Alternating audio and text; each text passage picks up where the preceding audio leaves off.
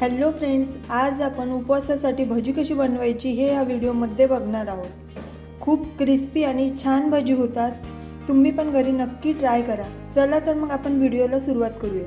उपवासाची भजी बनवण्यासाठी आपण या ठिकाणी 2 मीडियम साईजचे आलू घेतलेले आहेत। याला आपण याचे साल काढून घेतलेले आहे। आता आपण याला मीडियम साईजच्या किसणीने किसून घेऊया। हा किस आपल्याला आता स्वच्छ 2 ते 3 पाण्याने धुवून घ्यायचा आहे। हा किस आपण आता स्वच्छ 2 ते 3 पाण्याने धुवून घेतलेला आहे।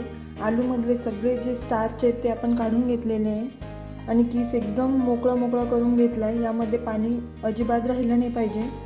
सगळं पाणी आपल्याला यामधलं काढून घ्यायचं आहे धुवून। आणि किसणी आपल्याला एकदम बारीक आणि एकदम मोठीही वापरायची नाही, मीडियम साईजची किसणी वापरायची आहे। आता यामध्ये आपण मसाले मिक्स करूया। आपण यामध्ये हिरवी मिरचीचा वापर करणार नाही आहे। यामध्ये आपल्याला अर्धा चम्मच जिरे पावडर टाकायची आहे। 1 ते 1.5 चम्मच आपण यामध्ये लाल तिखट टाकून घेणार आहोत। लाल तिखटने काय होतं, हे सगळं आलूला मिक्स होतं लाल तिखट आणि याची टेस्ट छान येते। चवीनुसार मीठ टाकूया आणि हे सगळं आपल्याला मिक्स करून घ्यायचं आहे, ज्यामुळे आपल्या भजीची टेस्ट छान होते।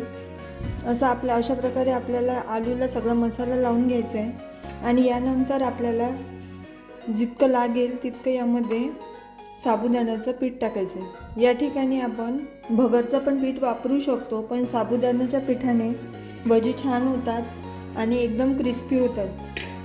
तर आपल्याला हे सगळं हातानेच मिक्स करायचं आहे। या ठिकाणी मी अगोदर 3 चम्मच आणि आताचे 2 असे 5 चम्मच यामध्ये मी साबुदाण्याचं पीठ टाकलेलं आहे आणि बघू शकता अशा प्रकारे आपल्याला हे मिश्रण बनवून तयार करून घ्यायचं आहे।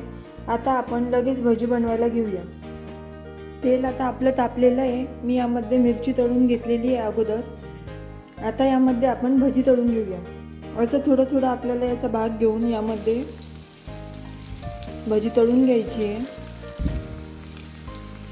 गॅस आपल्याला भजी तळताना मीडियम फ्लेमवर ठेवायचा आहे। जे आलू आहेत ते छान आतपर्यंत शिजले जातील आणि आपली भजी क्रिस्पी होईल।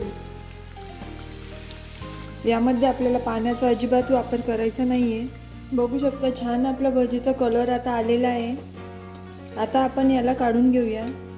तर बघू शकता तुम्ही अशा पद्धतीने आपण आपली सगळी भजी बनवून तयार करून घेतलेली आहे। खूप छान आणि क्रिस्पी होते। तर तुम्ही पण हे घरी नक्की ट्राय करा आणि ही रेसिपी तुम्हाला कशी वाटली ते मला कमेंटमध्ये नक्की कळवा। रेसिपी आवडली असेल तर रेसिपीला लाईक नक्की करा। चला तर मग भेटूया नेक्स्ट रेसिपीसोबत।